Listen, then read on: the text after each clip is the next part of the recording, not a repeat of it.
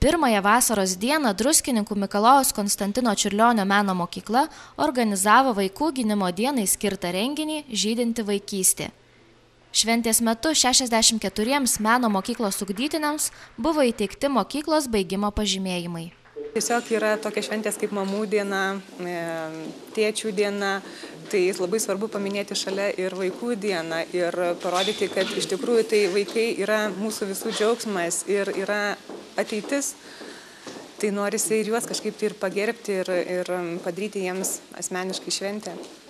Iš tikrųjų, šią ypatingą vaikams dieną, tai mes ne tik norime tiesiog paprastai paminėti šią dieną, tačiau ši diena vaikams yra ypatinga tuo, ypatingai tai yra mūsų mokyklos mokiniams ypatinga šventė, nes šiandien jie gaus mokyklos baigimo pažymėjimus. Šiandienos koncerte pamatysite būtent mūsų mokinių, išgirsite koncertą ir pamatysite parodą tų mokinių, kurie baigė šiais metais mūsų mokyklą.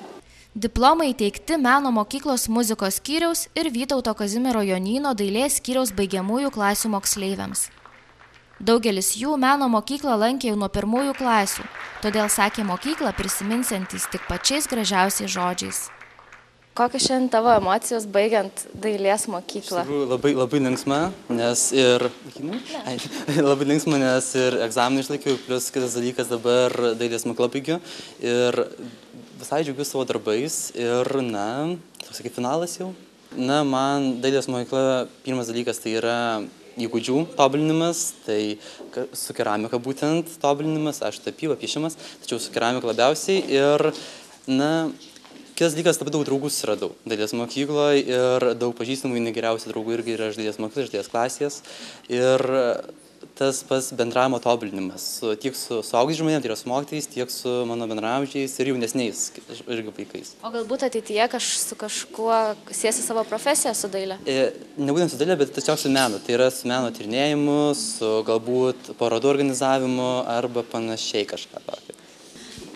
Labai džiugu, kad po tiek daug metų ir tiek, žodžiu, toks ir darbo, aš pagaliau kažką pasiekiau iš to darbo.